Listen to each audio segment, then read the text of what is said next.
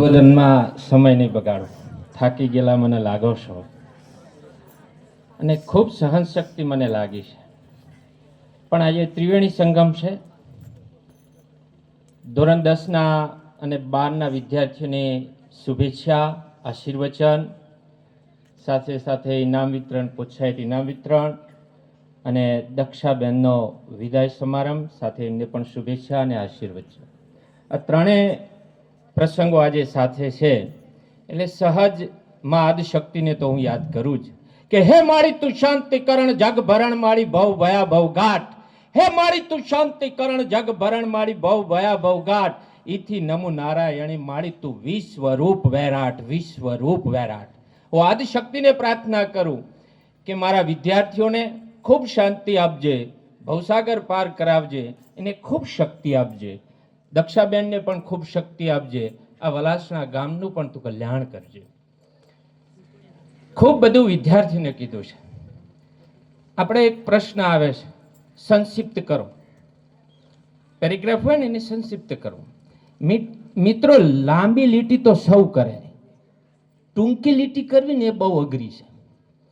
આજે મારે એ ટૂંકી લીટી કરવાનું આવ્યું છે. લાંબી લીટી તો હવ કંઈક કરી શકે, ટૂંકી લીટી કરવી ને તો બહુ અઘરું કામ છે. એટલે થોડાક જ શબ્દોમાં તમને મારે કહેવું છે.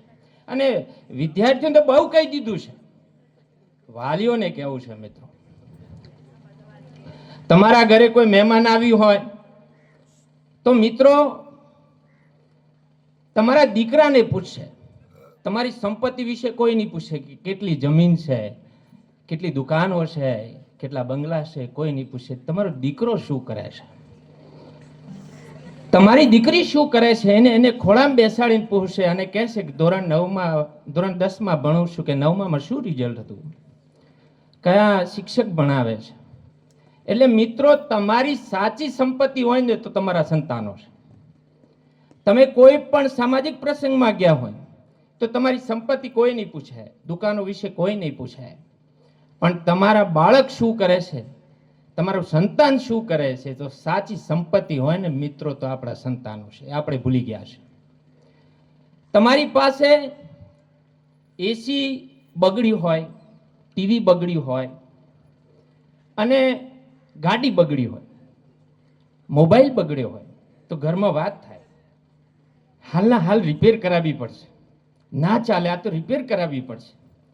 અને રિપેર કરવા વાળાને પણ ફોન કરે કે અમારો મોબાઈલ રિપેર થઈ ગયો, અમારી ગાડી રિપેર થઈ ગઈ. પણ મિત્રો, તમારું સંતાન બગડી રહ્યું છે ને એના તરફ કોઈનું ધ્યાન નથી. સાચી સંપત્તિ, સાચું મૂલ્ય જે છે ને એ તમારા સંતાન.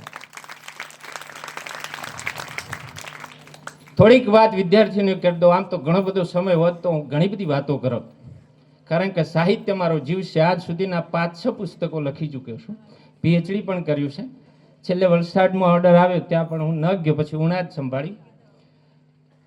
એટલે રામાયણમાં પ્રસંગ છે હનુમાનજીનો કે દક્ષિણ દિશામાં ભગવાન રામને કીધું કે દક્ષિણ દિશામાં સીતાજીને શોધવા માટે જવાનું છે.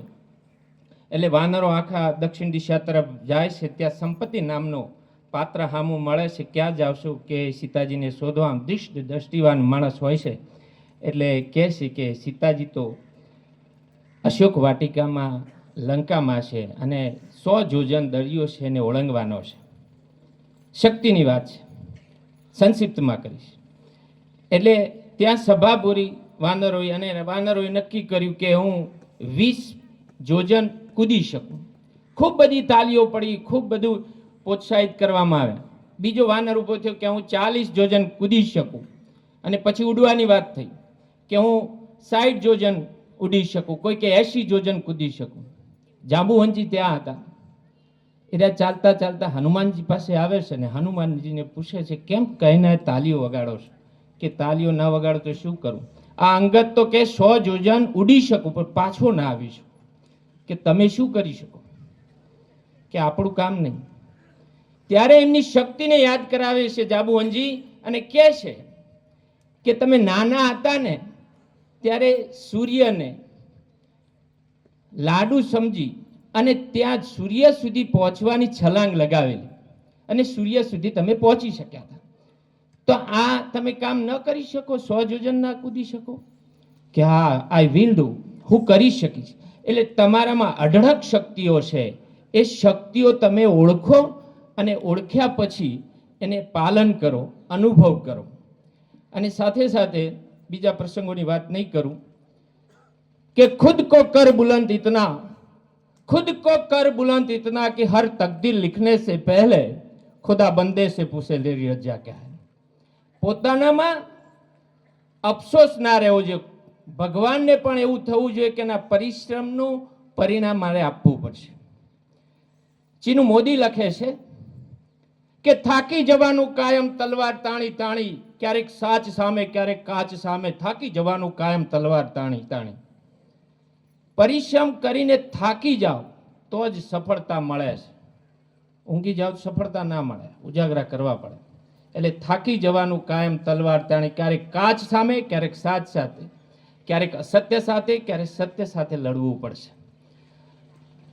બીજી એક વાત કરું કે ભગવાનને ફરીથી પ્રાર્થના કરું કે વિવાદે વિષાદે પ્રમાદે પ્રવાસે, વિવાદે વિષાદે પ્રમાદે પ્રવાસે જલે ન ચલે ન અરણ્ય શરણ્ય ગતિસ્તમ ગતિસ્તમ તમેવ કા ભવાની.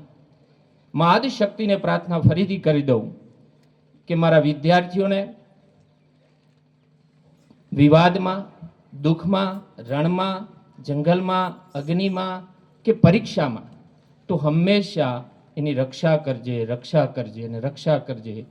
અને દક્ષાબેનને પણ આશીર્વચન પાઠવું કે ફરીથી સારા એવા આચાર્ય તરીકે પદ નિભાવી રહ્યા છે હવે, તો એમને શુભેચ્છા.